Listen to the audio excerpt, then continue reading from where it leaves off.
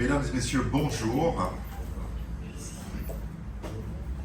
J'ai dit mesdames et messieurs, bonjour. Bonjour. Merci. Votez pour moi. Vous voyez, on est dans un lieu public, comme à chaque fois, parce que nous avons la prétention d'être le peuple. Non pas le peuple dans son intégralité, mais une partie du peuple qui va réfléchir au devenir de la Réunion. Tout d'abord, je voudrais présenter quelques absents qui ont eu des obligations et qui sont malheureusement pris. Là, je suis en train de lamentablement prendre la place de Patrice Payette, qui est bien meilleur que moi dans ce jeu de rôle de présentateur. Annie Bourgogne, qui est une fidèle des fidèles, qui nous suit et qui est largement investie, qui ne pourra pas venir aujourd'hui.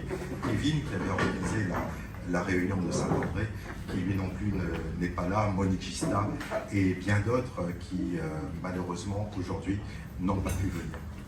Quelques petits aspects pratiques avant de commencer. Je vous prierai de couper vos téléphones, au moins les mettre sur silence, sur vibreur, pour éviter de déranger l'ensemble des débats.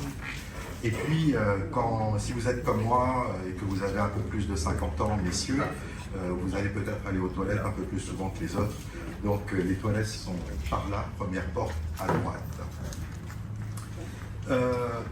Au niveau de l'ordre du jour, nous allons avoir ce matin différentes interventions. L'intervention de M. Paul Waro, qui sera suivie de celle de Gilbert Aubry. Et puis après, pardon, et de Paul et de Farouk. Et ainsi que de... Et ensuite, nous allons commencer à parler de la conférence des 1000 qui va être développée. Je vais vous dire un gros mot. En tout cas, ce que certains considèrent comme étant un gros mot, c'est le mot autonomie. Autonomie, ça fait peur, et pourtant, c'est tout simple, parce que je vois que dans la salle, les personnes sont relativement âgées, vous avez probablement des enfants, et tout ce que l'on souhaite pour ces enfants, c'est qu'ils soient autonomes. Autonomes sur le plan financier, qu'ils puissent s'en sortir, qu'ils aient l'intelligence. Et nous avons, nous aussi, en tant que peuple, ce droit à l'autonomie. Nous ne sommes plus des enfants. Nous avons des critères, nous sommes sur une île, à 10 000 km de la métropole. Et si la mère patrie nous aime, en tout cas c'est ce qu'elle nous dit, elle ne peut pas nous empêcher de viser une certaine autonomie. Un parent n'empêche pas un enfant de quitter la maison. Au contraire, il l'accompagne. Et c'est vraiment le projet de la conférence des 1000.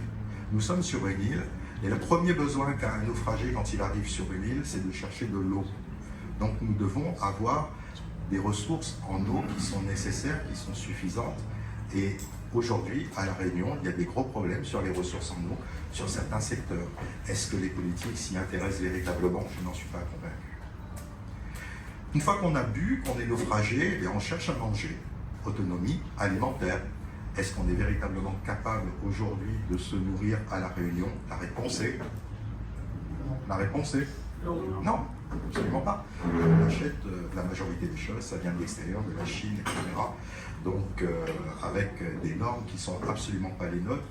Et puis une fois qu'on a bien bu, qu'on a bien mangé, ben, on commence à devoir travailler, on veut circuler, on veut avoir des machines, tout ce que vous avez autour de vous, les tables, les chaises, les micros, tout cela, vos vêtements, a été produit grâce à de l'énergie.